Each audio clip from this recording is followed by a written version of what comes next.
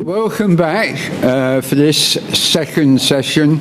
My name's Phil James. I'll be chairing this session, and as with the last one, we have three speakers. We take each in turn with no questions, and then have half an hour discussion. Having seen the PowerPoint slides already, I can assure you it's going to be an interesting session. And I'm looking forward to hearing it.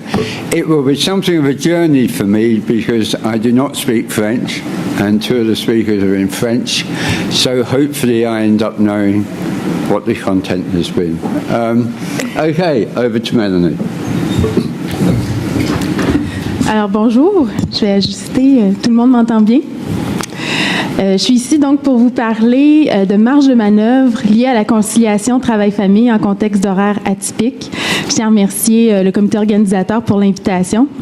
Et donc, je vais vous emmener dans le milieu de travail où nous réalisons présentement une recherche afin de montrer les tensions qui peuvent survenir entre les stratégies individuelles déployées par les travailleurs et travailleuses, d'un côté, et les tensions qui se passent dans le collectif de l'autre, et qui permettent de voir comment les solidarités peuvent se créer, se briser, en tout cas être tendues. Pour vous donner juste un peu de contexte, à tout le moins pour les invités et personnes présentes de l'international, quand on se compare, le Québec fait tout de même bonne figure en matière de politique, de mesures légales et de dispositions qui sont favorables à la conciliation travail-famille. Le reste du Canada est un peu à la traîne, mais il y a quand même une impression qu'il y a un terreau pour qu'il y ait de bonnes pratiques. Sauf que ce qui se passe dans les organisations est différent et les difficultés sont bien présentes. L'enquête québécoise sur les conditions de travail et de santé-sécurité ont montré de grandes difficultés dans les milieux. Et à cela, je vous apprends rien en disant que tous les milieux de travail n'ont pas les mêmes capacités d'accommoder selon les conditions. Donc, il y a des différences, des écarts entre les milieux qui sont syndiqués et qui ne le sont pas. Ça peut être en lien notamment avec la nature du travail, donc le secteur d'emploi et même le type d'emploi effectué au sein d'un milieu.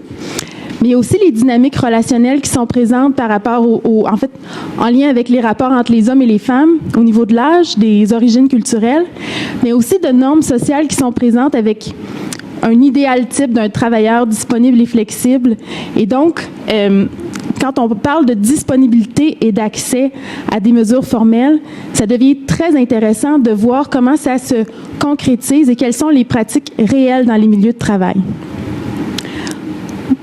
Nous, on se concentre particulièrement dans les milieux où les horaires sont atypiques parce que, de facto, ce sont des milieux où on peut avoir l'impression que rien n'est possible, notamment parce que le mode d'établissement des horaires, qui de plus en plus se fait avec des logiciels sur des principes de juste à temps, en fait, qui donnent une flexibilité, mais uniquement pour l'employeur, finalement, crée des horaires qui sont imprévisibles.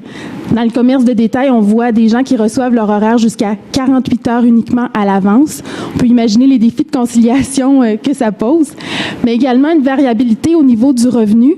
Et donc, la conciliation n'est plus que temporelle, mais également financière, particulièrement pour les gens à temps partiel, on en a parlé, puisque d'une semaine à l'autre ou d'une période d'horaire à une autre, les gens vont avoir de grandes variations au niveau de leurs revenus. Et parce que cette priorité-là absolue est donnée aux opérations de production, aux ventes, à la clientèle, etc., quelle est la place pour des solutions qui vont mettre de l'avant les préoccupations, les besoins des travailleurs et des travailleuses? Le rapport de force est plutôt difficile à établir. Donc, ce qu'on appelle le Employer-Driven Flexibility, comparativement au Employee-Driven Flexibility, est particulièrement présent dans ces milieux-là où les horaires sont atypiques. Et ça ne veut pas dire qu'il n'y a rien qui se produit, mais ça veut dire que le contrôle du temps de travail passe par des ententes qui sont informelles et donc qui sont fragiles parce qu'elles passent par des ententes entre un supérieur avec qui on s'entend bien ou avec des collègues pour échanger des horaires, mais ça peut affecter le climat de travail. D'une part, quand on regarde toutes les couches du système, il faut comprendre qu'au niveau légal, en fait, tout ce qui encadre la disponibilité du travail et la variabilité du travail est très peu encadré légalement. Et ça met une emphase accrue sur le rôle du soutien des collègues et des supérieurs et des gestionnaires. Et on le sait, et c'est old news, comme disait Michael, les effets des horaires contraignants, mais aussi des difficultés de conciliation ont des impacts pour la santé, mais aussi sur la famille immédiate. Donc, notre recherche pour essayer de positionner comment on peut voir comment il y a des marges de manœuvre qu'on peut traduire par operational leeway, parce que c'est un terme ergonomique. Donc, quelles sont les marges de manœuvre pour concilier famille et travail en contexte d'horaire atypique? Oups! Excusez-moi. Donc, la marge de manœuvre qui se définit par l'espace ou la liberté dont une personne va disposer pour s'adapter aux exigences de sa tâche et produire ce qui est attendu d'elle, finalement. La façon qu'elle est théorisée, c'est intéressant parce que dans le court terme, c'est l'espace de jeu, finalement, que la personne va avoir pour s'adapter à sa situation. Mais dans le long terme, plus une personne dispose de marge de manœuvre, plus elle va pouvoir développer un pouvoir d'agir qui va lui permettre de faire des transformations à plus long terme. Et donc, pour comprendre cette marge de manœuvre-là, il faut s'intéresser à la fois aux stratégies individuelles que la personne déploie et celles qu'elle va déployer dans son milieu de travail et qui vont impliquer son collectif de travail. Bien évidemment, ces stratégies-là vont être influencées par la situation familiale et les caractéristiques de la personne, mais aussi par les ressources et les contraintes du milieu. Et c'est là que nous, on a voulu contribuer aux connaissances en allant positionner comment ces ressources et contraintes-là étaient influencées par les conditions mêmes de travail, mais aussi les dynamiques relationnelles. Donc, c'est une recherche interdisciplinaire qui combine la communication et l'ergonomie, soit l'analyse du travail, et qui s'inscrit dans la foulée des travaux de Karen Messing, qui est ma directrice, qui travaille depuis plus d'une vingtaine d'années sur la question de la conciliation travail-famille. Et donc, je vous amène avec moi chez Transpec, une compagnie de transport canadienne, qui est notre partenaire de recherche et qui fait partie d'une grande centrale syndicale, la Fédération des travailleurs et travailleuses du Québec, et c'est le syndicat des machinistes qui nous accueille pour la recherche. Donc, la demande syndicale en ergonomie, il y a toujours une demande, c'était qu'on vienne étudier la situation pour trouver des solutions pour améliorer les horaires de travail pour la conciliation. Rien de moins.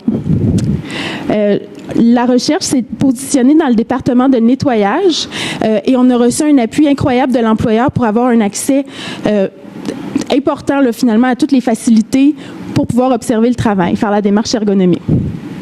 Il faut que je vous précise que c'est un horaire qui est en 24/7, en continu, qui est en rotation sur 3 quarts, de jour, de soir, de nuit. Il y a des gens à temps plein, à temps partiel. Et ce qui est particulier, on est dans le secteur du nettoyage, mais les gens ne sont pas en précarité d'emploi dans le sens où ils ont des relativement bonnes conditions parce que ce sont des emplois permanents. Ils sont toujours au sein de leur employeur. Ce n'est pas sous-contracté. Par contre, les conditions de travail, on va en parler, sont difficiles et c'est là où se vit le plus la précarité, d'autant que la menace de sous-traiter les activités de nettoyage pèse constamment au-dessus de leur tête. Le choix d'horaire se fait par ancienneté aux 6 mois et le travail est effectué en équipe. C'est non négligeable comme détail, vous allez comprendre tout à l'heure. Et il y a environ 30% de femmes, ce qui n'est pas typique non plus des milieux de nettoyage. Donc, pour aller comprendre l'activité de conciliation, les stratégies comme telles, on part de l'idée où les activités qui sont liées à la conciliation vont se manifester quand il y a des perturbations. Donc, pour ça, on a choisi de faire une étude de cas et d'aller voir, en fait, on avait une fenêtre d'opportunité à tous les 6 mois quand c'est le moment du changement d'horaire. Donc, à partir du moment où il y a la conception de l'horaire par le comité paritaire syndical et patronal, le moment où l'horaire est affiché, toutes les options sont présentes sur un mur qui est appelé le mur des lamentations dans le département. Donc, les gens regardent, analysent en groupe, parfois seuls, les possibilités. Le jour du choix d'horaire où chacun vient aux 5 minutes choisir son horaire. Et après, la période de battement où là, les équipes se défont et se réorganisent. Donc, on est allé faire des observations directes en poteau, plante verte dans un coin, mais aussi pour pouvoir, et c'est un trait de la méthodologie qui est intéressante dans le secteur, pour pouvoir m'insérer et bâtir un lien de confiance avec les travailleurs et travailleuses, le syndicat m'a demandé de suivre la formation de nettoyage et j'ai donc monté à bord des équipements de transport avec eux pour faire le nettoyage, pour pas que les gens sentent de rapport de force entre la recherche et leur métier et qu'ils sentent que j'évaluais leur travail. Donc, en faisant le travail avec eux, je me suis un peu fondue finalement dans le groupe, puis j'y suis insérée depuis 2 ans. je nettoie plus, mais ça m'a permis à la fois de comprendre le travail, mais aussi d'être témoin des dynamiques qui se passaient dans les groupes. Et donc, je vais passer rapidement, mais tout ça, et c'est plusieurs méthodes qui nous ont permis de comprendre le portrait global de la situation, finalement. Et on a rencontré en entrevue des agents et agentes de nettoyage, mais aussi les délégués syndicaux et des gestionnaires. Donc, c'était très intéressant de trianguler, finalement, tous ces points de vue-là. Et là, je vais vous parler d'un exemple parce que je ne peux pas tout déployer, les résultats de la recherche, mais dans le milieu, quand on a demandé à voir les gens qui vivaient les grandes difficultés de conciliation, ils m'ont dit « va la nuit, les mamans travaillent la nuit ». Alors, et je mets ça en lien avec une...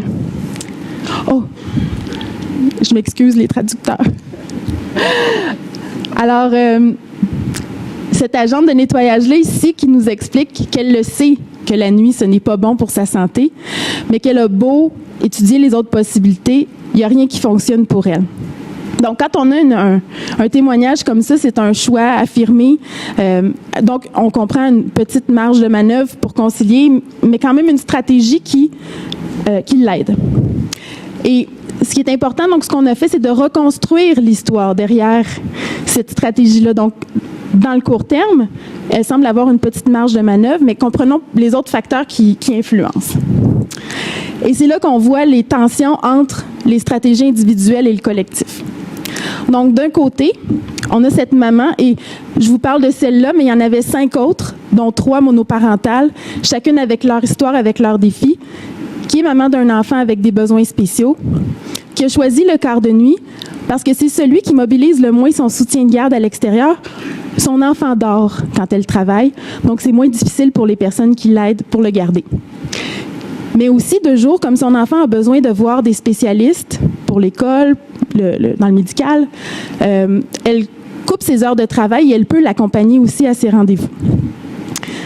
Elle a obtenu tout de même, quand son enfant a commencé l'école, elle a obtenu de l'employeur de pouvoir commencer une demi-heure plus tôt et finir une demi-heure plus tôt. Donc, c'est une lettre d'entente. Le syndicat l'a aidée et cette entente-là était imposée à l'équipe. Donc, elle était la seule à avoir cet horaire-là dans son équipe. Mais c'était une entente qui était valable pour 6 mois et c'était toujours à redemander. En triangulant les données, les observations, on comprend finalement que les gens parlent d'une situation X et c'est la situation de Jenny. Donc, les gens nous disent que dans le milieu, on est tolérant aux absences de dernière minute pour la famille. Pas de problème, une urgence, on comprend. Mais pour des accommodements à long terme et permanents, plus difficile. Donc, il y a eu des plaintes répétées des collègues aux gestionnaires. D'une part, parce que la distribution de la charge de travail était inégale quand elle quittait le matin pour la demi-heure qui restait. L'autre demi-heure où elle arrivait plus tôt, ça paraissait pas parce qu'elle était déjà là à leur arrivée. Mais aussi parce que ça compromettait leurs propres besoins de conciliation. Il y avait déjà quelqu'un qui profitait d'un accommodement permanent dans l'équipe. Qu'est-ce qui va arriver si moi, j'ai besoin de demander aussi? Donc, ça a créé des tensions au sein de l'équipe et, sous pression, Jenny a abandonné son accommodement. Donc, quand on voit ça comme ça, ben, on se dit, ouf! Sa marge de manœuvre, effectivement, avec les horaires atypiques, sa situation familiale, elle n'est pas très grande. Mais en reconstruisant l'histoire, ça a permis de mettre en lumière d'autres dimensions qui venaient se rajouter et qui sont peu observées finalement dans les études dont on discute sur la conciliation. Donc, c'est là que je vous emmène. Parce que sa décision n'était pas que motivée finalement sur les besoins de son enfant et finalement sa situation personnelle et les horaires, mais il y avait d'autres facteurs qui jouaient en ligne de compte pour travailler de nuit. Donc, les conditions de travail de nettoyage, bon, c'est un travail répétitif avec toutes les conditions qu'on connaît. Dans le transport, manipulation de déchets biologiques, mais aussi des conditions climatiques difficiles. Et donc, ils nous disent, particulièrement l'été, en période de chaleur intense, c'est comme si tu travaillais dans un plat en plastique chauffé, le couvercle fermé. Je vais continuer, je vais revenir à cet exemple-là ensuite. Et c'est un métier où il y a un très faible contrôle sur la tâche aussi. Et comme on est dans un phénomène d'intensification du travail, il y a un écart important entre les exigences de qualité qui sont attendues des travailleurs au niveau du nettoyage et le temps réel qui est accordé pour effectuer un travail satisfaisant ou qui juge de qualité. Donc, il y a de moins en moins de temps pour nettoyer. ce que ça fait, c'est que ça crée des conflits interpersonnels. D'une part, quand on travaille dans des conditions thermiques, par exemple, intenses, les gens vont vouloir, certains ayant droit de se prévaloir d'une pause. Donc, des stratégies de protection de la santé qui doivent être négociées au sein de l'équipe. Et aussi le fait qu'après quelques heures, dans ces conditions-là, le moindre accrochage, on va toucher le collègue et ça peut exploser et créer des conflits. Et il y a aussi des conflits au niveau du sens du travail. Certains vont dire, c'est horrible de travailler dans ces conditions, on va ralentir et le nettoyage se fera comme il se fera. Et d'autres vont dire, c'est important pour moi d'au moins être satisfait de mon travail et ils vont accélérer la cadence pour sortir en se disant, j'ai quand même fait un bon travail. Mais la nuit, ce n'est pas comme ça. La nuit, l'été, il fait moins chaud. La nuit, les opérations de transport sont arrêtées. Donc, la pression du temps en fait, les gens ont du temps pour nettoyer, faire un travail satisfaisant. Et quand ils le font bien, en tout cas à la satisfaction de l'équipe, et suffisamment vite, parfois, il y a même un peu de temps pour dormir. Donc, le choix de travailler de nuit n'est pas anodin dans ce cas-ci. Et c'est aussi le fait de travailler dans une bonne équipe où ça peut se négocier. Les conflits sont moins présents, donc voilà. Je vais avancer là-dessus, mais c'est assez éloquent. Le contrôle du temps de travail est une autre dimension importante. L'employeur tolère tout de même une certaine forme d'échange d'horaires entre les travailleurs et travailleuses. Il s'en débarrasse finalement, il les laisse s'organiser entre eux. Mais c'est un privilège à protéger. Si la personne avec qui on échange l'horaire ne se présente pas, on demeure responsable du quart de travail et on peut perdre ce privilège pour une période de 6 mois. Et comme c'est le moyen le plus important pour concilier travail et famille, on ne veut pas le perdre. Donc, c'est important de développer des relations de confiance, d'abord pour trouver des partenaires d'échange qui sont fiables, mais aussi de ne pas se ramasser dans n'importe quelle équipe qui a trop de conflits de valeurs et de manières de travailler où on pourrait mettre à risque notre santé physique et mentale. Donc, les relations interpersonnelles sont importantes.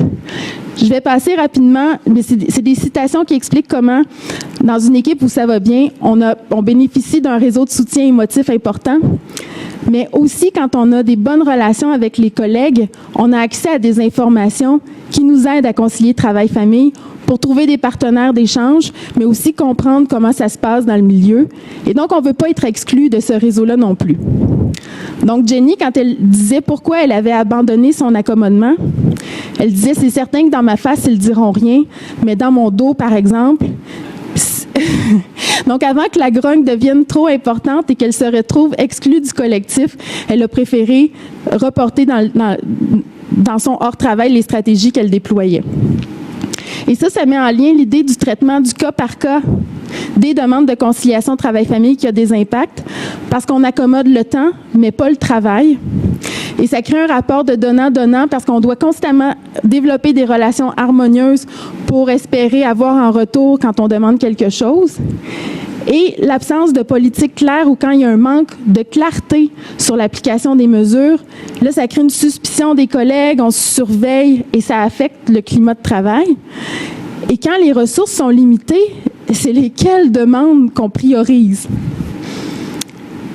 Alors, quand on dit « Ah, c'est un climat de chacun pour soi », bien, ça peut aussi être une manière de ne pas s'exposer au jugement. Donc, quand dans l'adversité, on se dit ben, « il n'y a rien à faire, mes stratégies sont individuelles, je m'organise avec ce qu'on me donne et je ne demande rien de plus ». Donc, en faisant garder les enfants par plusieurs ressources de garde, en entrant travailler malade parce que rien n'est offert, en échangeant d'horaires et tout, en parlant le moins possible autour de nous, ça contribue à la perception qu'il n'y a rien à faire, ou du côté patronal et syndical qu'il n'y a pas nécessairement d'enjeu parce qu'on n'en entend pas tant parler dans nos milieux. C'est ce qu'on avait vu dans le secteur de l'alimentation où on était allé précédemment. Donc, ici, ça fait que résumer, dans le fond, les points de l'individuel et du collectif qui se mettent en tension. Donc, d'un côté, des besoins spécifiques, traitement cas par cas, mais des ressources limitées et une organisation du travail très rigide et des rapports sociaux et de pouvoir qui affectent la circulation d'informations, notamment la capacité de s'organiser en collectif, qui font en sorte que la mobilisation est moins évidente. Donc ici, pour recréer des marges de manœuvre du pouvoir d'agir, on voit l'horaire très compliqué, la personne qui dit « Je suppose que vous faites ceci parce que vous aimez ça, ruiner nos vies », et le patron qui répond « Non, parce que j'ai le pouvoir de ruiner vos vies ». Comment renverser ce pouvoir de force? Je pense que il n'y a pas de solution facile, mais la démarche qu'on propose, en fait, en ouvrant la boîte noire du travail, en allant dans les milieux, en comprenant l'interaction entre les conditions de travail, les relations interpersonnelles, on permet de mettre en lumière des stratégies qui sont diverses, une cohabitation de besoins et d'attentes qui sont variés et de mettre ça en lien avec la capacité d'accommoder de l'organisation, le pouvoir d'intervention du syndicat qui est souvent mal compris par les gens dans les milieux qui ont des attentes et qui affectent à la fois leur capacité de se mobiliser également et de s'impliquer quand ils ont le temps pour le faire. Alors, je vais conclure, dans le fond, pour dynamiser les solidarités, c'est le défi de trouver un équilibre entre des programmes et des lois qui mettent de l'avant des accommodements qui sont a priori individuels et des solutions collectives qui prennent en compte la diversité des besoins. Si vous voulez entendre parler de la semaine de relâche, vous me poserez la question. Et les conditions à créer pour pouvoir faciliter ce dialogue-là dans les milieux, c'est donc dans l'aménagement du temps de travail. Oui, on ne met pas ça de côté, mais dans le travail lui-même, dans l'équité des mesures offertes, dans leur diversité aussi, et dans un climat relationnel qui favorise la circulation équitable des ressources entre tout le monde dans le milieu, particulièrement au niveau de l'information. Donc, voilà. Merci beaucoup de votre attention.